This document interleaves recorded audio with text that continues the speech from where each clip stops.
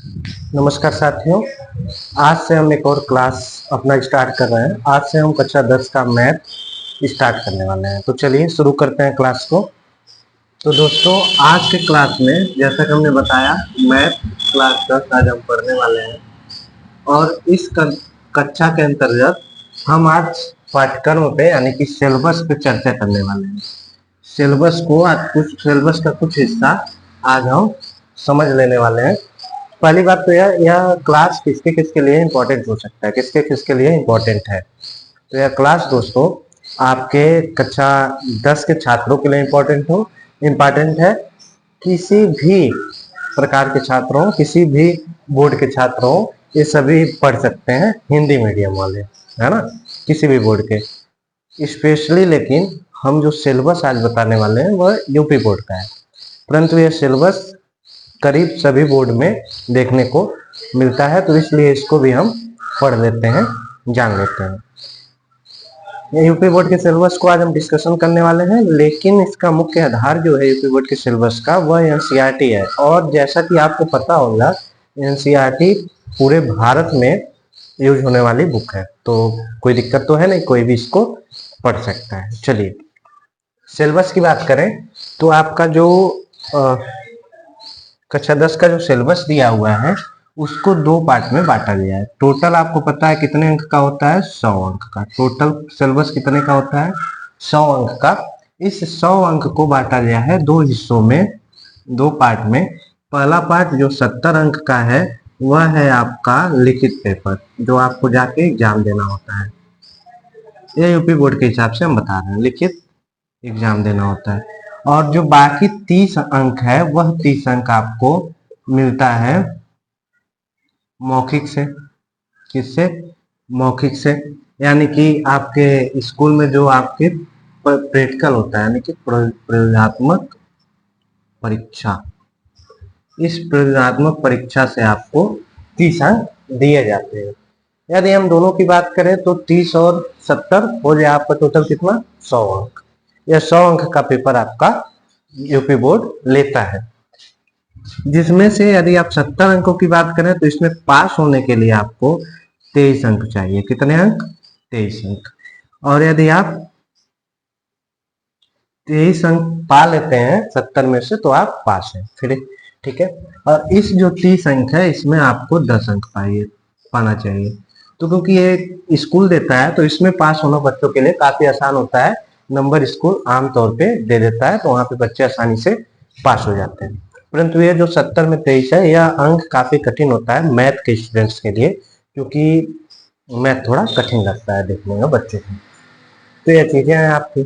आइए अब आगे बढ़ते हैं, इसी बिंदु की चर्चा करते हुए हम थोड़ा सा आगे बढ़ते हैं। तो दोस्तों आपके जो, इसको चाहे तो आप नोट भी कर लीजिए, ठीक है, स्क्रीन शॉट मान लीजिए, सबसे अच्छा है स्क्रीन शॉट ले लीजिए इसका। चलिए थोड़ा सा और आगे बढ़ते हैं इसमें। थोड़ा सा आगे बढ़ने पे चीजें काफी आसान हो जाती हैं। चलिए आगे बढ़ते हैं थोड़ा सा।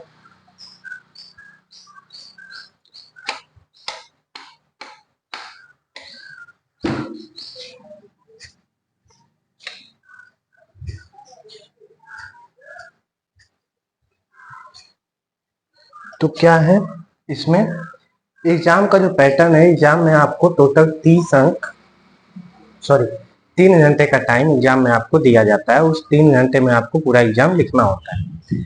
आपकी जो बुक है या आपका जो सिलेबस है यूपी बोर्ड का, वह यूपी बोर्ड के सिलेबस में आपके टोटल 7 इकाई है। कितनी इकाई? 7 इकाई।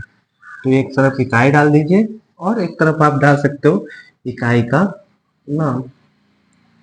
तो पहले हम नाम देख लेते हैं कौन कितना है, और हर इकाई से मिलने वाले अंक देख लेते हैं। तो पहली इकाई जो है आपकी वह है आपकी संख्या पद्धति। पहली इकाई कौन सी है? संख्या पद्धति। ये भी लिख लीजिए आप। सिलेबस आपको पता रहेगा तो पढ़ना आपके लिए आसान हो जाता है। तो पहली इकाई है आपका संख्या पद्धति, जिससे आपको एग्जाम में 5 अंक के क्वेश्चन पूछे जाते हैं। कितने अंक के? 5 अंक के। ठीक है, ये आपका पहला हो गया। दूसरा जो इकाई है आपका वह है आपका बीजगणित। दूसरा इकाई बीजगणित, बीजगणित से कितना पूछता है, तो बीजगणित का पोर्शन काफी बड़ा है, दूसरी इकाई का पोर्शन काफी बड़ा है, उससे आपको 18 नंबर के क्वेश्चन पूछते हैं। कितने नंबर के? 18 नंबर के, तो काफी बड़ी संख्या है 18। फिर आ जाते हैं तीसरे नंबर पे, जो कि है आपका निर्देशांक ज्यामिति। तीसरा इकाई आपका कौन सा है? निर्देशांक ज्यामिति, यह तीसरा इकाई है आपका। इससे जो है आपका निर्देशांक ज्यामिति से, इससे आपका टोटल अंक है 5 अंक का क्वेश्चन पूछता है। कितने का? 5 का। चौथी इकाई पे बात करते हैं। चौथी इकाई आपकी होती है ज्यामिति। क्या होता है, किस इकाई में क्या पढ़ना है, इस पे भी हम चर्चा करेंगे, लेकिन अभी फिलहाल हम आपको बता देते हैं आपके सिलेबस को कितने पार्ट में बांटा गया है, क्योंकि वह आपको समझना काफी आसान हो जाता है। ये कितने अंक का है आपका? 10 अंक का। कितने का है? 10 अंक का। पांचवी इकाई के बारे में बात करें, पांचवा इकाई आपका आता है त्रिकोणमिति। क्या आता है? त्रिकोणमिति, सबसे कठिन लगने वाला प्रश्न इकाई त्रिकोणमिति, है ना। बच्चों से काफी कठिन लगता है, हम आसान बनाने का प्रयास करेंगे और निश्चित तौर पे आसान आपको लगेगा भी। तो त्रिकोणमिति, त्रिकोणमिति का जो नंबर है वो 12 अंक होता है। कई लोग तो सोच चुके होंगे शायद कि ये 12 अंक छोड़ देते हैं, तब भी तुमको 70 में 58 मिल ही जाना है ना, लेकिन छोड़ना हमको नहीं है, क्योंकि बहुत इजी होता है इसमें हाई स्कूल के लेवल पे। Number 6, mensuration. छठवां इकाई जो है वे कौन सा है? मेंसुरेशन। मेंसुरेशन का क्वेश्चन आपको कितना पूछता है?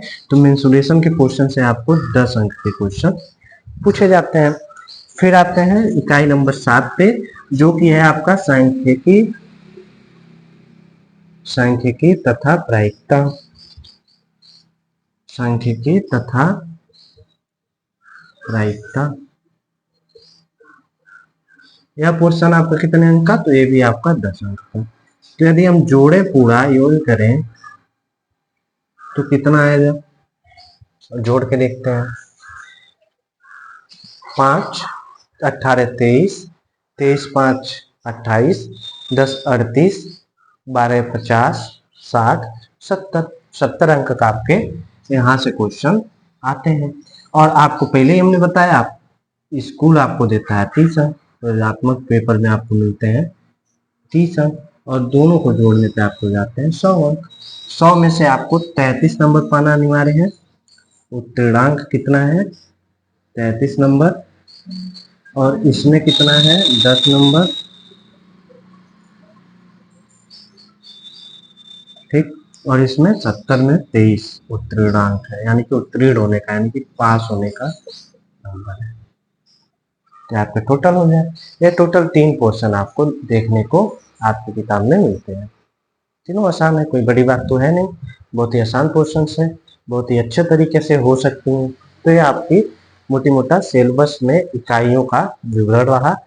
इसके बाद हम पढ़ते हैं एक एक इकाई को उठा के, उसमें क्या चीजें हैं, कैसे हैं, इसके बारे में थोड़ा थोड़ा हम सीखने का प्रयास करेंगे, और वह इकाई हम देख के आगे बढ़ेंगे। तो चलिए, इस वीडियो में इतना ही रहने देते हैं। नेक्स्ट वीडियो में जब हम आपसे मिलेंगे तो एक एक इकाई का हम पोर्शन आपको बताने का प्रयास करेंगे। मुश्किल से 7 इकाई है, तो 7 इकाई को हम एक क्लास ये हो गया, 3 क्लास और लेके खत्म करेंगे इस हफ्ते में। और नेक्स्ट हफ्ते से मंडे से फ्राइडे आपका क्लास चलेगा, 7:30 बजे आपको वीडियो मिल जाएगा, ठीक है। तो नेक्स्ट हफ्ते से यानी कि 1 सितंबर से हम अपने सिलेबस को आगे बढ़ाने का प्रयास करेंगे। तो ठीक है दोस्तों, मिलते हैं फिर नेक्स्ट क्लास में, तब तक के लिए धन्यवाद। हाँ, यदि आप चैनल पर नए हैं तो चैनल को सब्सक्राइब कर लीजिए ऐसे ही और वीडियो देखने के लिए। तो धन्यवाद दोस्तों, मिलते हैं नेक्स्ट क्लास में। धन्यवाद, नमस्कार।